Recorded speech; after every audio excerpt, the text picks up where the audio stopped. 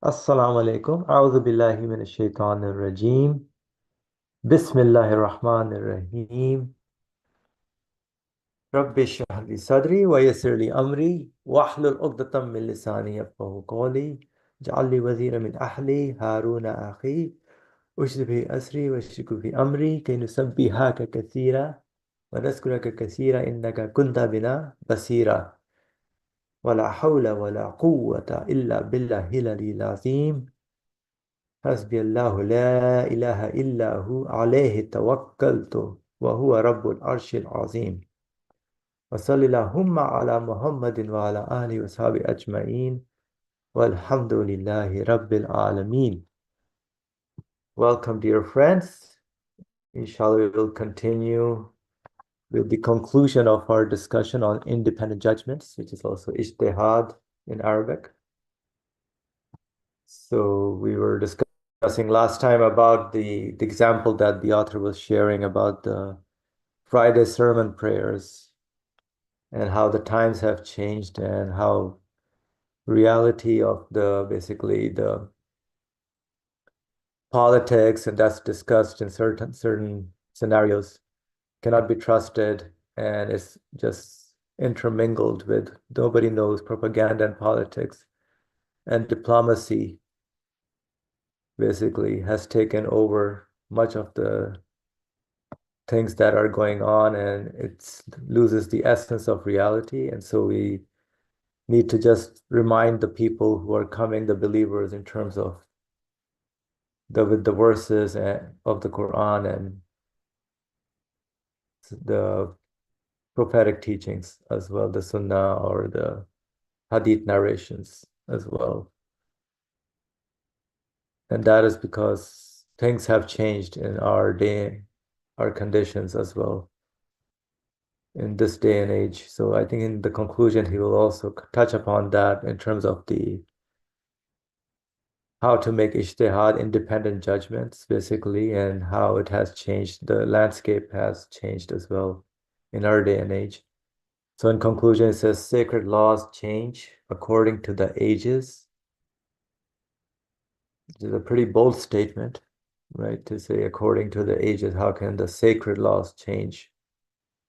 But then he kind of divides that into primary and secondary matters. So indeed, in one age, different prophets may come, and they have come. Since subsequent to the seal of the prophets, his Prophet Muhammad, peace and blessing be upon him, greater Sharia is sufficient for all peoples in every age. No need has remained for different laws. So although different in one age, different prophets may have come according to the conditions of the times and the people, but the seal of the prophets, which is the prophetic message, which is the Quran, right? The Prophet, peace and blessing, greater Sharia, is sufficient for all people in every age. No need has remained for different laws. So now, however, in secondary matters, the need for different schools has persisted to a degree.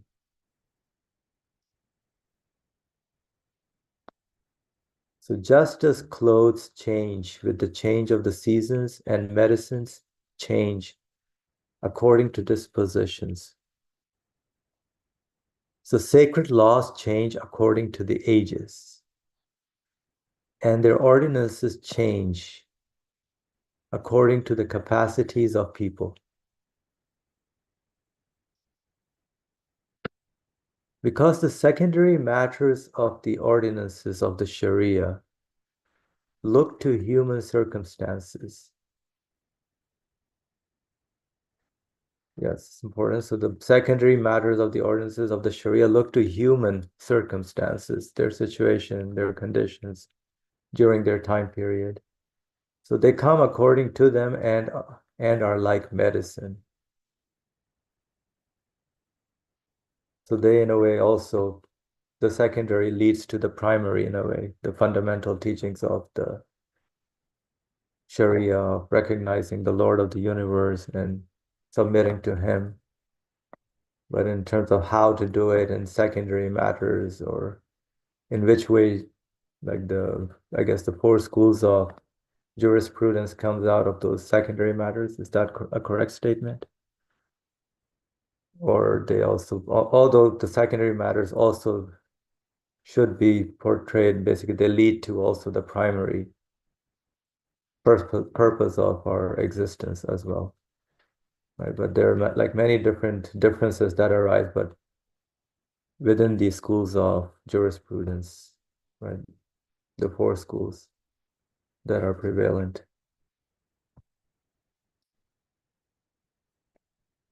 So at the time of the early prophets, since social classes were far apart and men's characters were both somewhat coarse and violent, and their minds primitive and close to nomadism, so nomadic, primitive minds, the laws of that time came all in different forms, appropriate to their conditions. There were even different prophets and laws in the same continent, in the same century. That's interesting. Even different prophets and laws in the same continent in the same century. Then, since with the coming of the prophet of the end of time, man as though advanced from the primary to the secondary stage. So, with the prophetic message, the greater Sharia that he brings, man is able to advance from a primitive or primary stage to a secondary stage. And through numerous revolutions and upheavals, reached a position at which all the human people could receive a single lesson and listen to a single teacher and act in accordance with a single law. Act in accordance with a single law. No need remained for different laws. Neither was there necessity for different teachers. But because they were not all at completely the same level and did not proceed in the same sort of social life, the schools of law became numerous. If, like students of a school of higher education, the vast majority of mankind were clothed in the same sort of social life and attained the same level, then all the schools could be united. But just as the state of the world does not permit that, so the schools of law cannot be the same.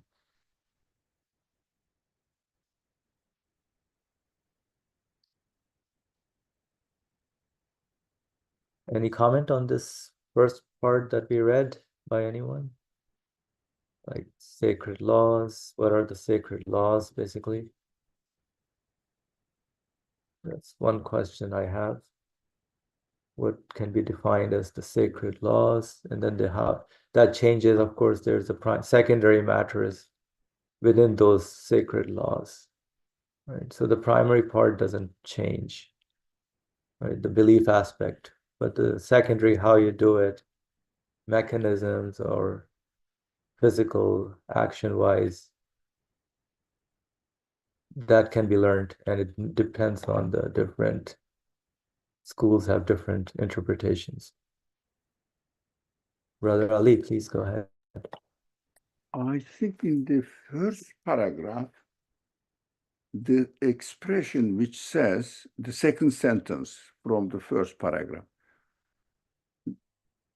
there is an interesting expression here.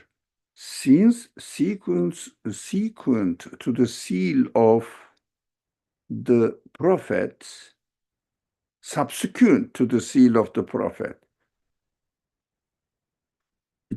Prophet Muhammad, the one who received the Quran. that's the seal of the Prophet, as the Quran describes it, his greater Sharia, no, it is not a good translation. His supreme Sharia, Shariat Kubra, no, greater, okay, but supreme, above all. Above all, covering everything. Greater Sharia is sufficient for all peoples in every age. No need has remained for different laws.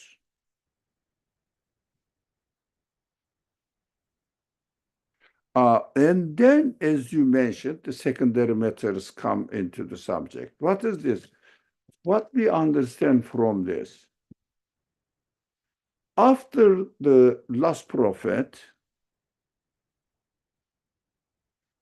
the greater Sharia is established. The best example of it, as far as I understand, although I'm not 100% sure, because just recently, just now in this discussion, attracted my attention the Shariat Kubra. Even my earlier studies, I haven't marked it as something important. It means I missed it. But now I understand that the Supreme Sharia means, for example, ubudiyya, worshiping God, responding back to God, is necessary. But very simple example, is necessary for every human spirit.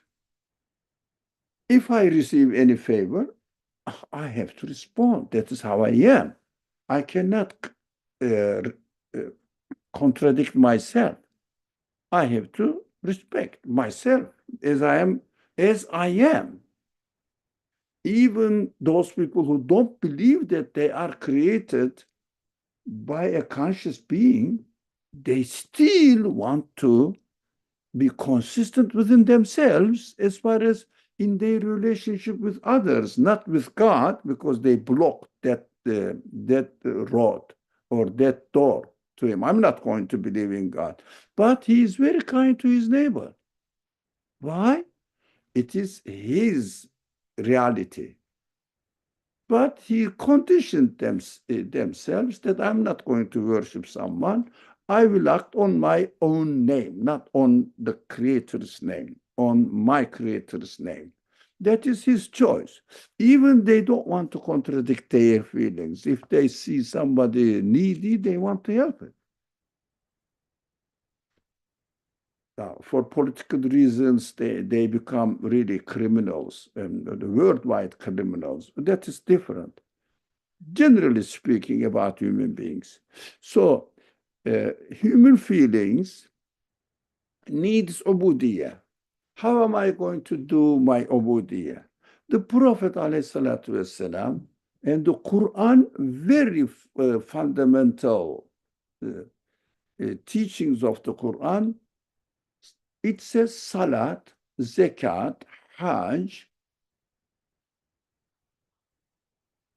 saum, Ramadan, fasting. What else? Shahada. Shahada is not in this subject. Taking Shahada is not the subject to judgment, independent judgment, ijtihad. So 4 of them. Now, we have to do it. How am I going to do it? It is explained here. It is explained. What? What we have to understand that all these different practices must be connected to the supreme Sharia of the Prophet and the Quran, Quranic teaching. Quran says salat. Prophet says, salat means doing this kind of relationship, performing your relationship with God in this way. But secondary matters, how am I going to do it? If I am traveling on a camel, How am I going to do it? Shall I get off or what? For example, so which kind of clothes I should wear? I mean, covering is something else. Now, that is established. How should I? How much? Secondary matters. Now, left to the scholars to decide. It is interesting. I wanted to say. And the last sentence also interesting. Today we read the end of the second paragraph. But you want to share with our friends here, inshallah.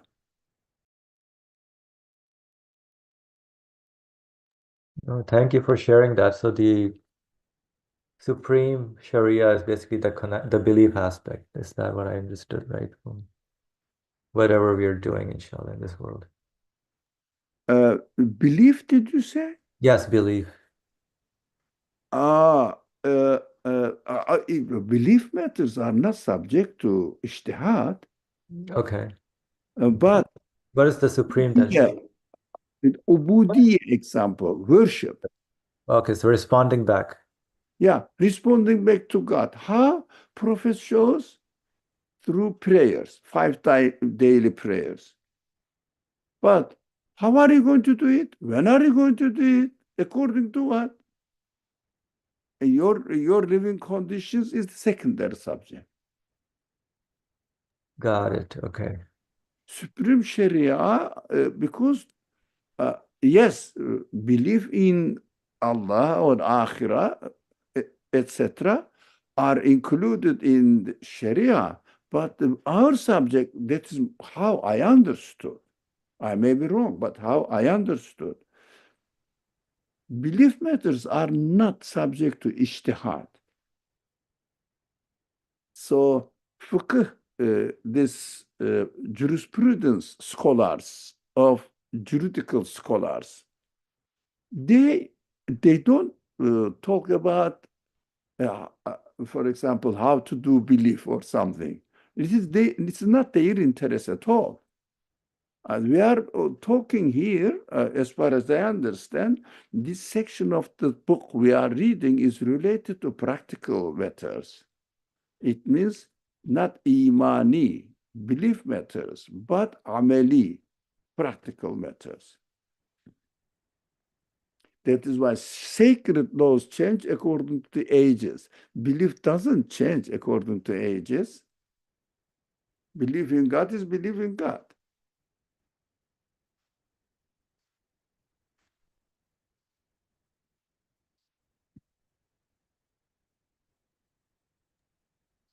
Got it. Thank you. Yeah. Okay. Any other comment or by anyone? Questions or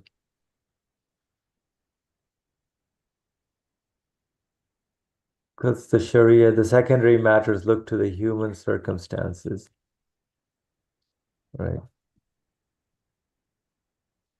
And they come according to however in whatever age the people are at, which conditions they're in. Yeah. Very good example, medicine example, for example.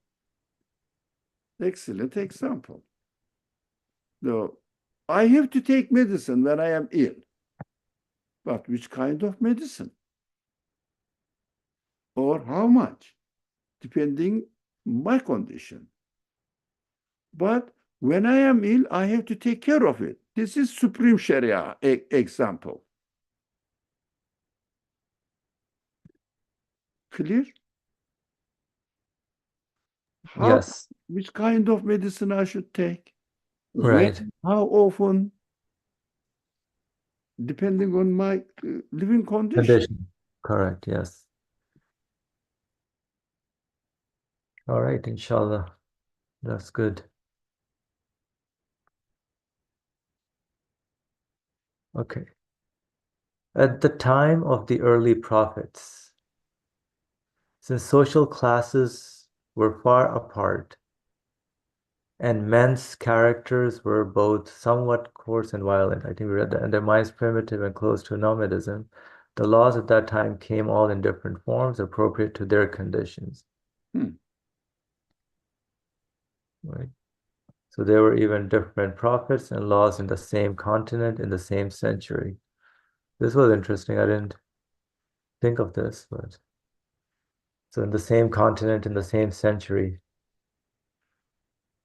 Then since the coming of the prophet of the end of time, man has though advanced from the primary to the secondary stage. So it's saying basically the man has become more civilized or sophisticated with the message of the Quran, knowing that, okay, there is a purpose in existence. So he advances into how to practice that or how to arrange his life accordingly to that message. Maybe more harmonized, living almost not exactly, it is not yet impossible, but more or less same life standards. For example, yes, in my area, for example, it is colder than the equator uh, area or geographical area. But I have my heater. Now, I am as comfortable as the one in the equator or southern part of the North Pole,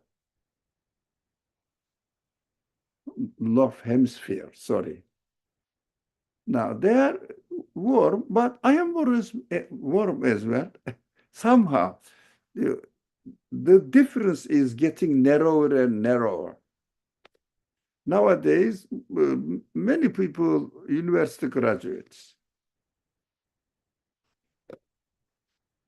it wasn't like this one century or 2 centuries ago. I see, yeah. So the advancement is happening in that sense. That are okay. And through numerous revolution, upheavals reached a position at which all the human people could receive a single lesson and listen to a single teacher, I see, and act in accordance with a single law. No need remained for different laws, neither was there necessity for different teachers.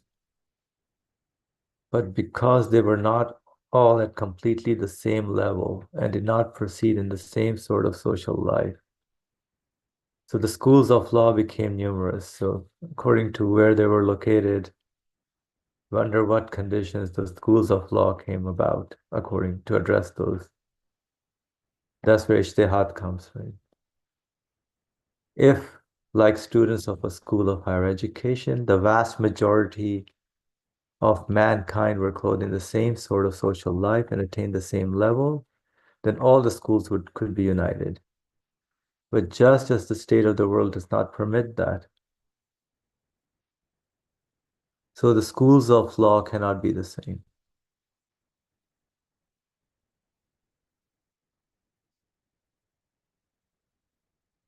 If you say the truth is one, how can the different ordinances of the 4 and 12 schools be true?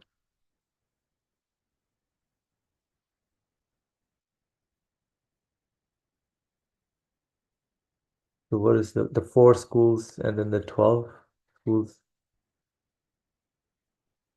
So the 4 major ones, right?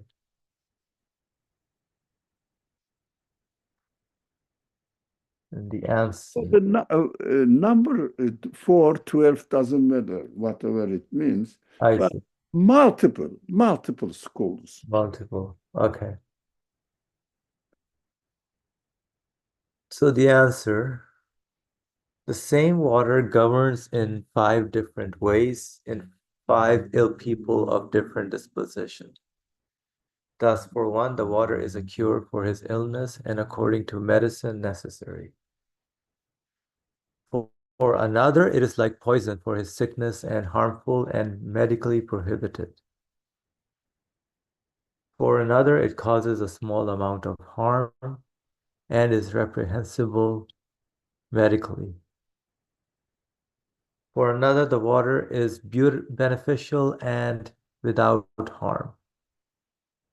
According to medicine, that is sunnah for him. And for yet another, it is neither harmful nor beneficial. He can drink it with good health. And for him, it is medically permissible.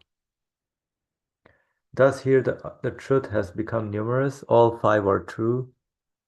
Are you able to say the water is only a cure, only necessary, and governs in no other way? So that's the example using water that the author is sharing in terms of the different schools, how they differ according to what conditions one may have.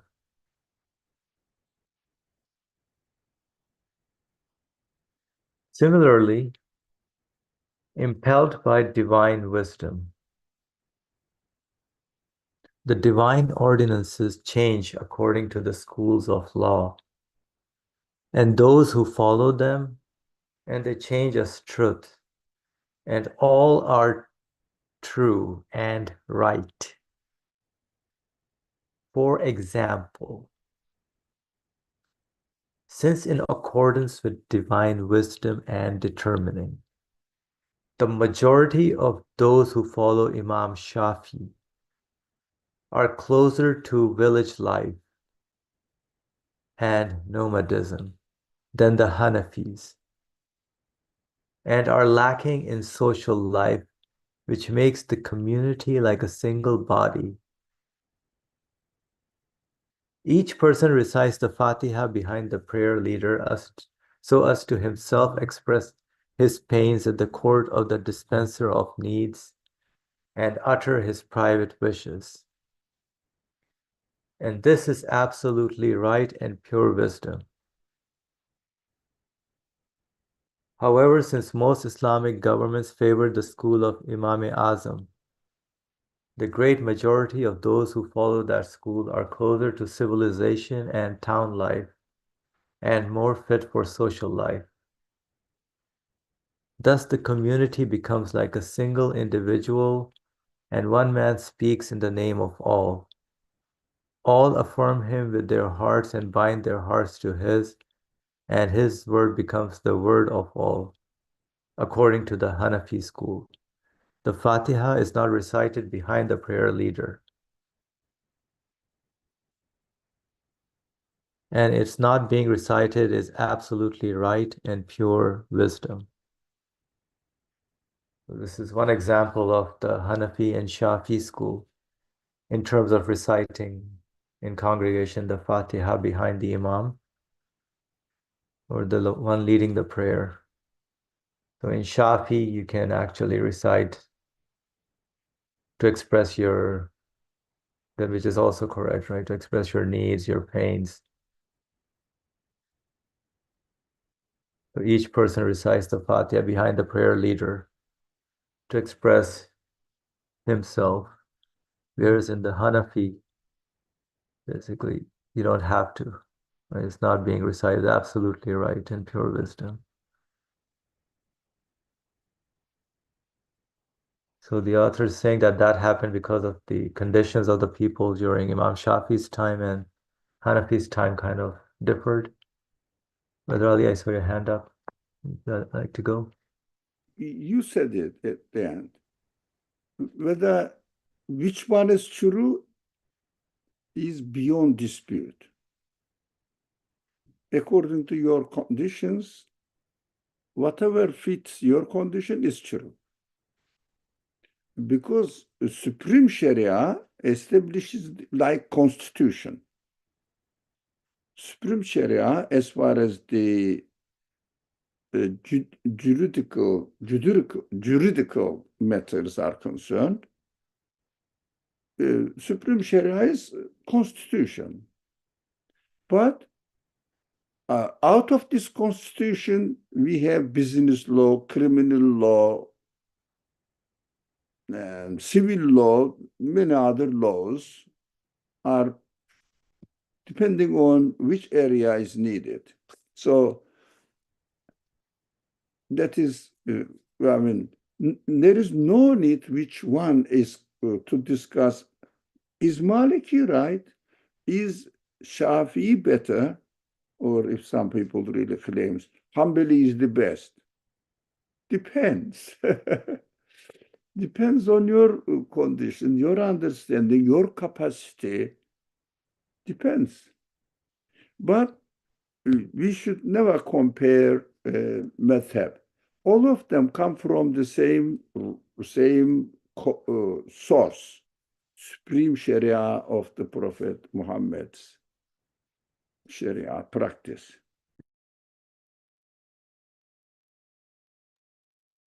Got it. Thank you.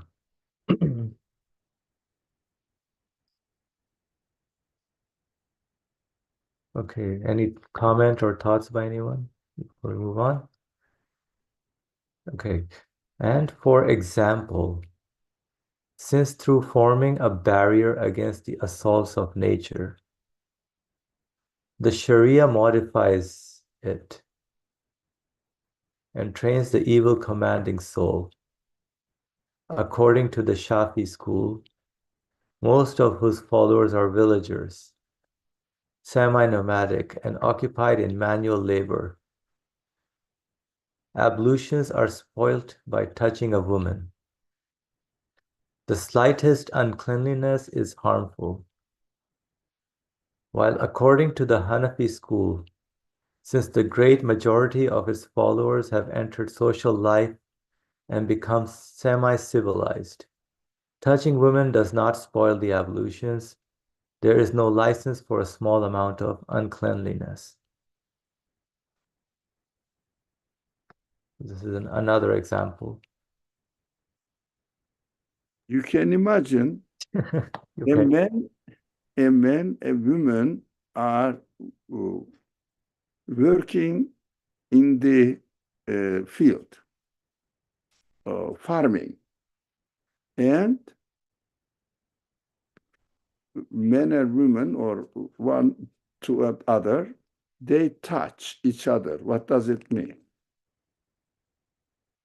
Compared to in New York, in subway, you touch a woman. What does it mean? Great difference, isn't it? So Sharia comes for those people who are villagers or doing farming in the villages. They should be very careful, not to touch each other physically. But if you are living in an area where metro or subways are packed with people, men, women, all of them, and the Sharia says you shouldn't touch any women, it becomes almost impossible. So Supreme Sharia says you have to watch out for your life, as your relationship with other opposite gender. Be careful, watch out. But depends on your living conditions, how much, where, which kind of changes. Sharia comes accordingly into practice. So it is not a matter of Shafi or Hanafi. It is a matter of living conditions. It's interesting because this is discussed among the young people a lot, these kind of things. And they don't see, okay, the Sharia basically of Shafis at their time, basically, the villagers and semi-nomadic, or Hanafi is more civilized. I don't think that's ever thought about. But it's just portrayed, okay, this is what this scholar says, and their time period is never considered.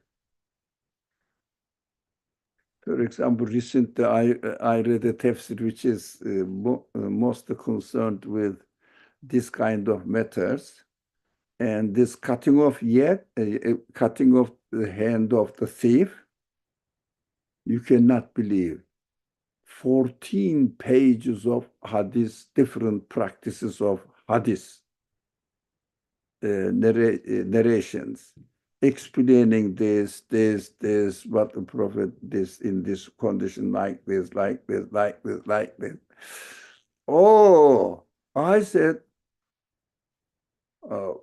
if someone doesn't know all these, they say, okay, somebody has stolen something. Somebody is stealing something, cut his hand. There is no such thing. But in principle, theft must be punished, but depending on the definition of theft, must be punished by cutting the hand. But in which conditions? It needs great scholarship. Otherwise, we don't know. Muawiyah writes something, deal with it. Yes, living in a city, city dweller, those who live in the city to follow the nomadic interpretation of the Sharia, or maybe the Shafi in this case.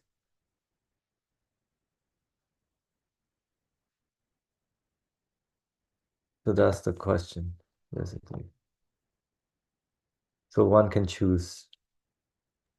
Yeah, I would say, Muawiyah, think of yourself when you in the, for example, crowded bus, public bus, or public transportations like subways.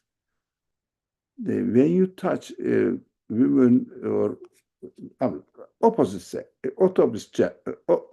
gender, sorry, opposite gender, what happens? You just take your hands off, or whatever the part of your body that touched it. You say, excuse me, excuse me, excuse me. But if you were on the countryside with another girl, and Muawiyah, I'm speaking to Muawiyah, if you, when there is no crowd, there is no, the conditions don't really force you to get closer to her. But if you go and touch her, what does it mean? You will decide yourself. And Sharia is very application of the Sharia is very light, very wide. Sorry, very wide. So we don't know which one is most appropriate to our life. So see, for example, that is my principle, but this is personal. Wherever I go, here I am living in New York.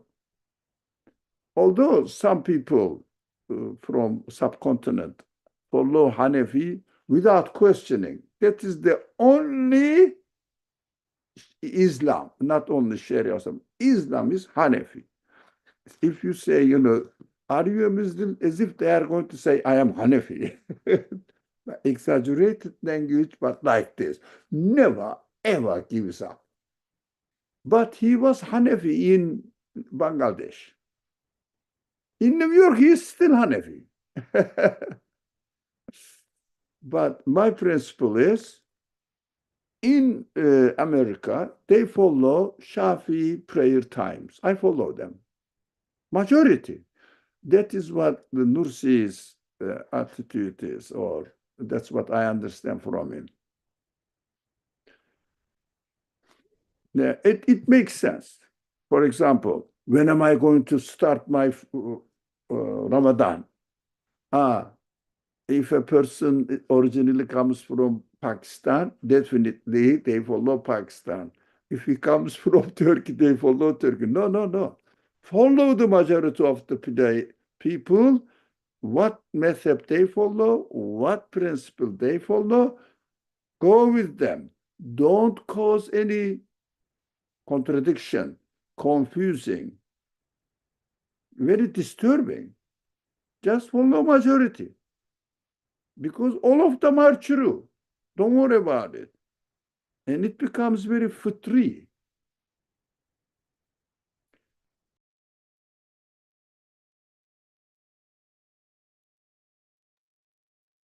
Right. Thank you, Brother Ali. Okay, so we'll go to the example again. Now we shall consider a manual worker and a gentleman. Due to his craft and the manner of his livelihood, A worker is afflicted with mixing with and being in contact with women who are canonically strangers to him. Since he sits at the same hearth as them and is involved with unclean things, nature and his evil commanding soul find the field empty and may attack him. Therefore, in order to form a barrier against such attacks, the Sharia states concerning them, your ablutions will be spoiled. Do not touch the women. Your prayers will be invalid. Do not be tainted. A heavenly voice rings in his spiritual ears. Whereas, in accordance with social custom and in the name of common morality, the gentleman, on condition he is honorable, is not afflicted with being in contact with women who are canonically strangers to him, and in the name of cleanliness of civilization, he is not tainted to any degree with unclean things. Therefore, in the Hanafi school, the Sharia has not shown him harshness and censure. It has shown its permissive side and lightened it. If your hand has been touched, your ablutions are not spoiled. If you are ashamed and do not perform the istinja in public, there is no harm in it.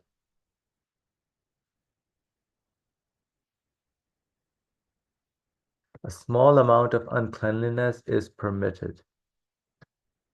It saves him from scruples. Thus, 2 drops from You the, understand scruples? like doubts or unsureness, Vesvese. waswasa, or whispering. No. Being always attention unstable. Uh-huh. Is my wudu, is my ablution spoiled, Valid. not spoiled or not? Mm-hmm. To make sure, example. Mm-hmm. I, So that saves him from, you are fine, you are fine. I see. Thus, 2 drops from the ocean examples for you. Make analogies with them. And if you can balance them on the scales of the Sharia, in this way, with the balance of Sharani's Mizan, from author who has, yes, so a small amount of uncleanliness is permitted. That is the point, basically. So don't just be in an unstable situation if you understand that you're fine, basically. And I think this Sharani Mizan probably was a book that kind of combined all these matters. It's schools of thoughts from what I kind of looked at it. So glory be unto you. We have no knowledge save that which you have taught us. Indeed, you are all knowing, all wise. So this concludes, O God, grant blessings and peace to the one in whom were embodied the lights of your love through the beauty of your attributes. The comprehensive mirror to the manifestations of your most beautiful names, in whom was focused the rays of your love for the art which is in your creatures, the most perfect and wonderful of your artifacts, who was a sample of the perfections of your art and an index of the beauties of your inscriptions, and who reflected the subtleties of your love and your desire that your art be appreciated. The most elevated herald of your fine art, who proclaimed in resounding voice admiration for the beauty of your inscriptions.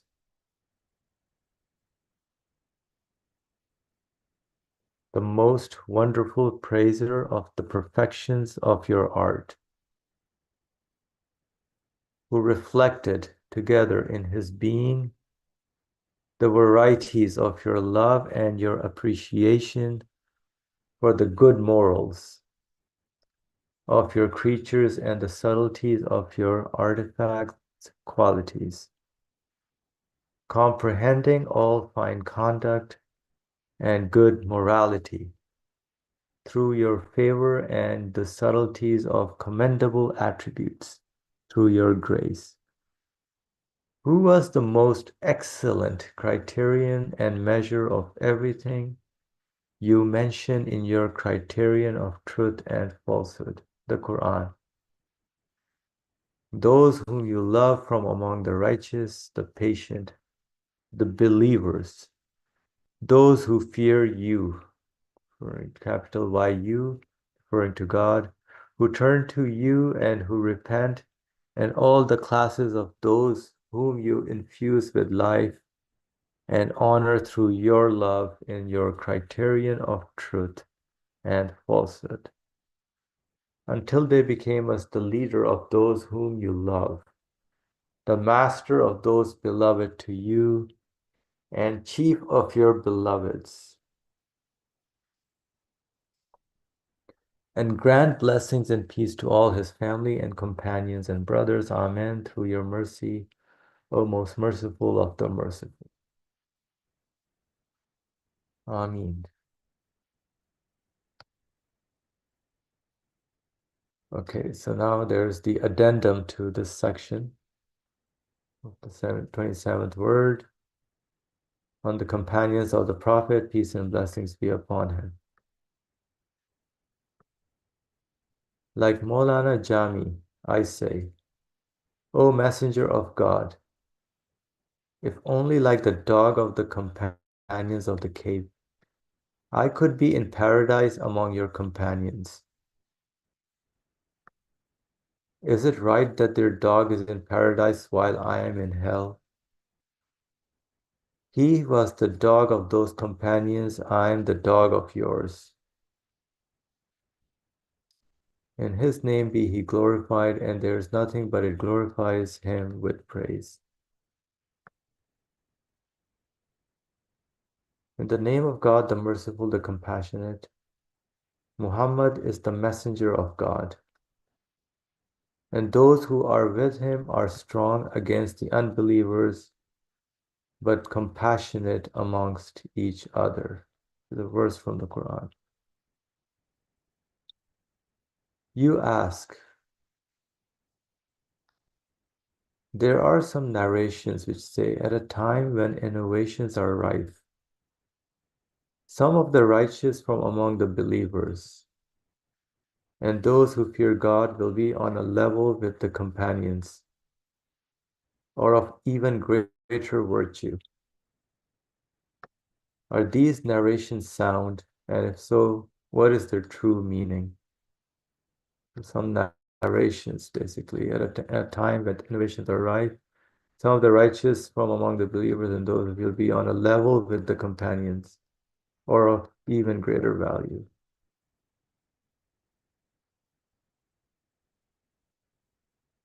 The answer, the consensus of the Sunnis, the Ahl Sunnah wal Jamaat, that after the prophets, the most virtuous of mankind are the companions. So that's the consensus of the Sunnis, that after the prophets, the most virtuous of mankind are the companions. It is a certain proof that those that are sound out of those narrations refer to minor virtues. For in minor virtues and particular perfections, equality may be deemed preferable to that which is superior and, in fact, preferable.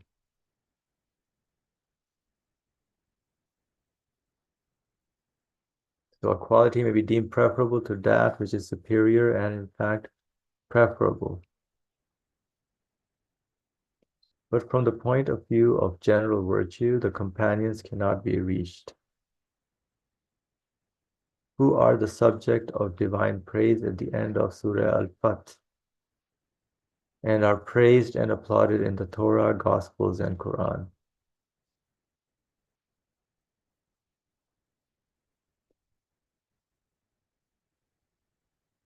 For now, we shall explain 3 points of wisdom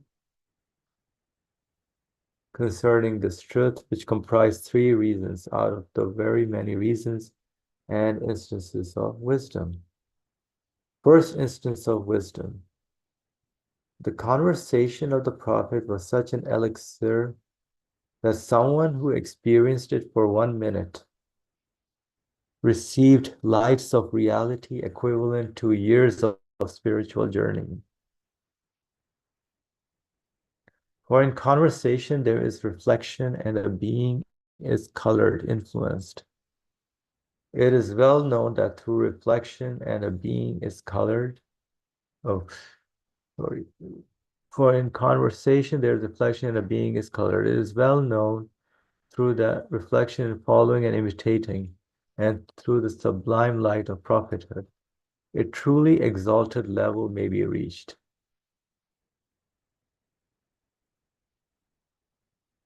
Like through allegiance to his sovereign and following him. A sultan's servant may rise to a position so high a king cannot rise to it.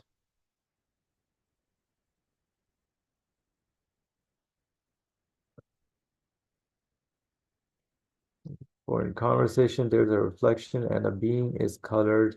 It is well known that through reflection and following and imitating, and through the sublime light of prophethood, a truly exalted level may be reached. Like through allegiance to his sovereign and following him. A sultan's servant may rise to a position so high a king cannot rise to it. It is due to this mystery that the greatest saints cannot reach the level of the companions. Even saints like Jalaluddin Suyuti, who conversed many times with God's noble messenger, peace and blessings be upon him, while awake, even if they do this and are honored in this world with his company, they still cannot reach the companions. For through the light of Muhammad, peace and blessings be upon him, his Muhammad's prophethood, the companion's conversation was with him as a prophet, while the saints saw him, peace and blessings be upon him, after his death and conversed with him through the light of his sainthood. That is to say, the personification and appearance of God's noble messenger is in respect of his sainthood, not in regard to his prophethood. Since that is so, however much higher the level of prophethood is to that of sainthood, one should differentiate between the 2 conversations to that degree. All right. Okay. So there's a difference between the sainthood and the prophethood. This is what I'm getting from this paragraph in terms of the answer to righteous beings can they surpass even the companions. So there are certain narrations that state that. And saying according to the consensus, there's no way to match the companions because they were first-hand receivers, live experiencing the prophetic message while he was living. So the personification and appearance of God's noble messenger. Whereas after his death is just personification appearance in respect to his sainthood.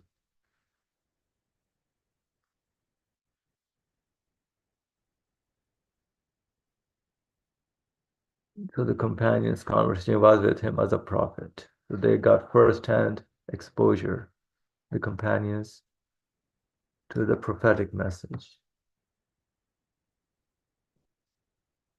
And everybody else is getting basically some aspect of that in respect of the sainthood.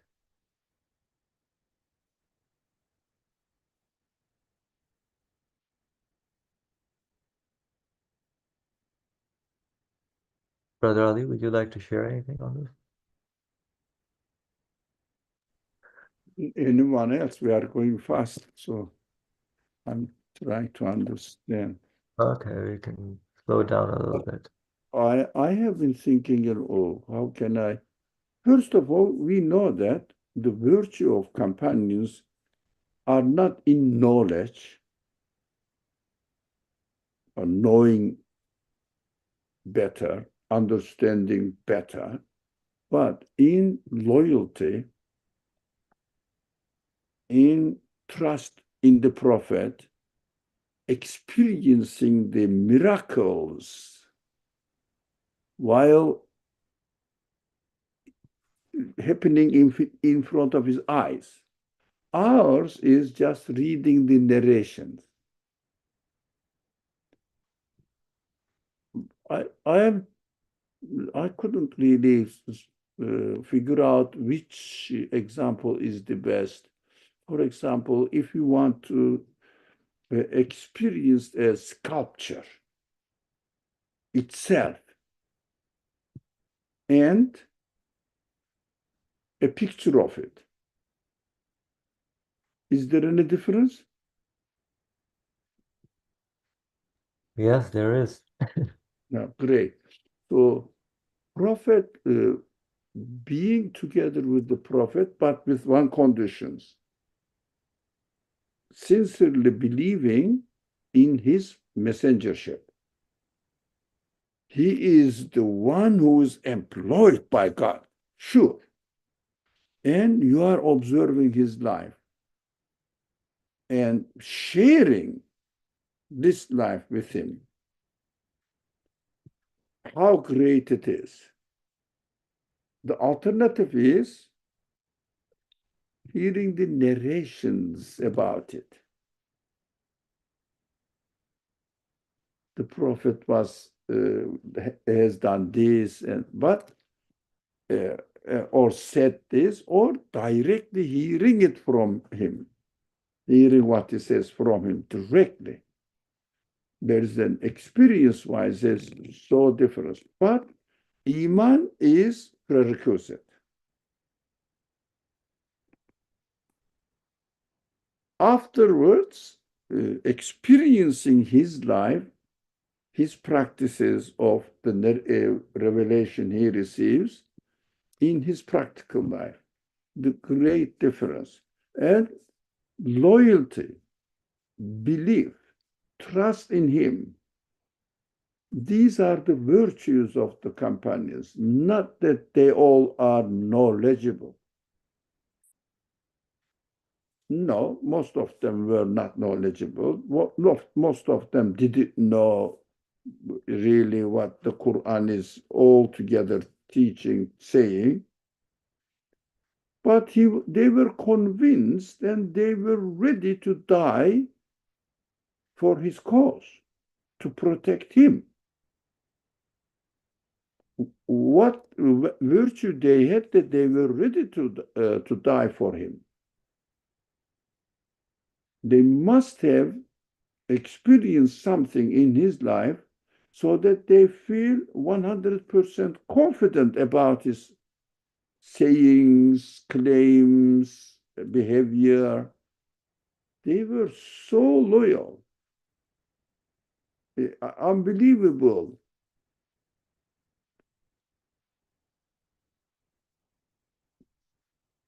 This loyalty shows that their submission, their loyalty to the prophet is unreachable. But we cannot reach this because just we are reading the narrations only, narrations of the sayings, but they are hearing it, they are observing it, what he is doing. We are just hearing the different narrations about the actions of the prophet. That is why we cannot any further on any generations afterwards cannot reach the level of the companions. But as far as the knowledge and personal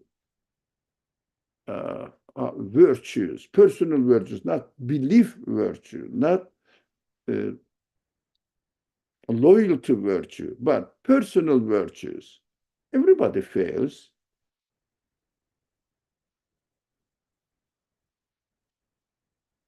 We should understand the companies in this way. I feel that. People say that they didn't know. We know all hadith narrations, but the companions didn't know. Correct. But not because they know what Prophet said in his whole life. No, no, no. They committed their life to his call, dawah, his message. Committed their life. We just learn and even fail what we know in our practical life. We fail to practice what we know. I do. I fail, even what I know. But the companions, if they know that the Prophet practiced in this way, that's it. That's it. No one can change their way. That is this virtue of loyalty is unreachable when you look at the history. Thank you. Thank you, inshallah, yeah. So how is this related to the 27th word, like the ijtihad, this question about companions being close? Look, let's do its time is up now. Let's talk about it. Why this addendum to the 27th word that we read, ijtihad? What is it to do with it? It is everything to do with it to understand our understanding of companions. Take notes, and inshallah, next week, let's talk about it. It is a very important subject, extremely important. Inshallah, I'll take note of that. But take notes, inshallah. All right, I think I am excited to talk about it and reflect on it, inshallah. inshallah. Thank you, Brother Ali. All right, stop here. Bismillah ar-Rahman ar-Rahim. Subhanaka la ilma lana illa ma 'allamtana. Innaka anta al-alim al-hakim wa akhiru da'wana alhamdulillahi rabbil alameen bi hurmati suratul Fatiha.